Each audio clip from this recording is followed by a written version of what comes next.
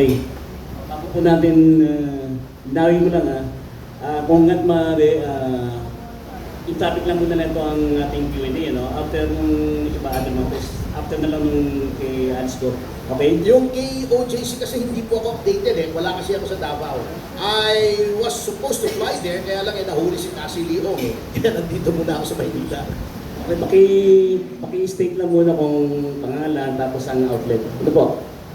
Good morning po. Belia Cariaso po ng Philippine Star. Sir, nabanggit niyo yung picture nga last week na kumalat yun. So, kailan ito nangyari at saan ito? Dinner saan? At may sinasabi kayo na may mga official na nandoon sa picture na pwedeng ma-involve nga sa protection ng Pogo. Sir, pwede ba kayong maging dito, nyo kung sino-sino nga yung nandiyan sa picture na sinasabi nyo na pwedeng maniin sa Pogo?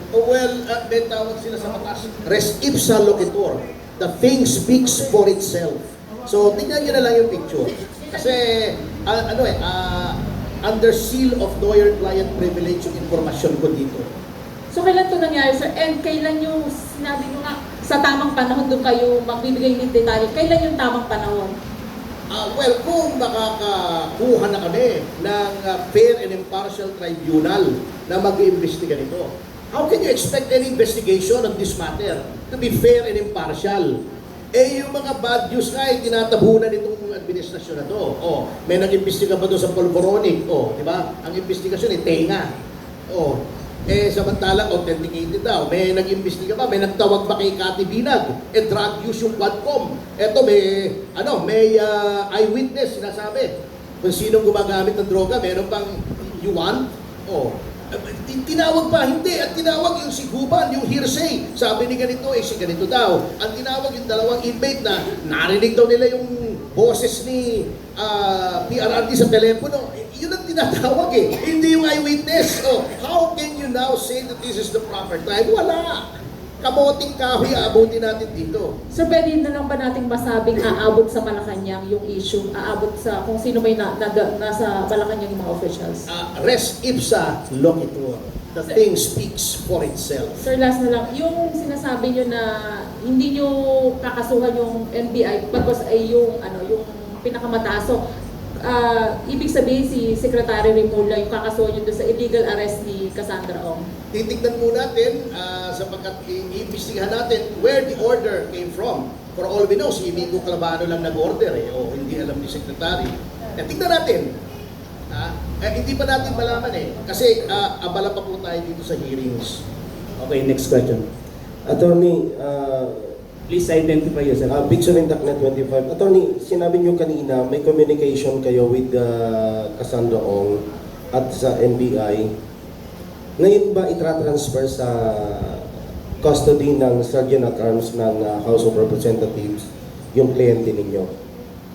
I'm sorry, yung Ngayon ba itra-transfer si Cassie Ong sa custody ng House Sergeant at Arms? Ngayon daw, sabi ng NBI, through the director himself, who called Attorney Lumangaya, 30 minutes before it was supposed to happen.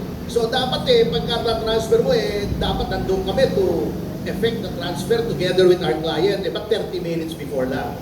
Yung mga tiradang yan hindi maganda di ba? So, obvious naman meaning to say, ongoing na yung transfer na yun, Attorney, ganun po ba? Ngayon, siguro tinatransfer na yun. Baka gusto nyo habulin. Kasi tinatanong din ng mga House reporters kung... Ay sabihin nyo, sinabi ni Director So salubungan din nila ron. On the issue of arbitrary detention, Attorney, so ilang oras, gaano nakalaki yung damage ng arbitrary detention since Thursday Tingnan natin dumating dito sa Pilipinas si Cassie? Ito yung penalty kasi thunders na tayo, hindi na natin masyadong saulado batas After this, ano lang na sa question, papigilan natin po ito sa camera. Alis ata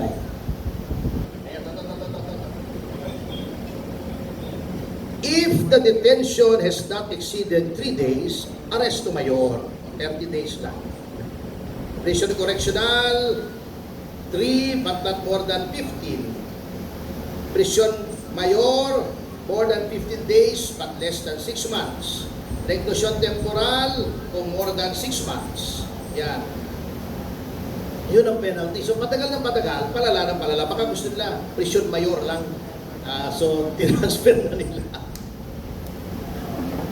Tinutulungan ko na nga sila doon sa PNG.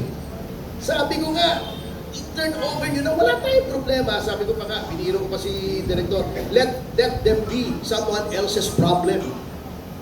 O yun pa, mismo sinabi ko sa kanya, tanong nyo man dito to, mamatay man, si Bambi. Sandali, attorney, photos lang, alis yung mga photos. May colored, mayroon naman ang colored. Mayroon lang.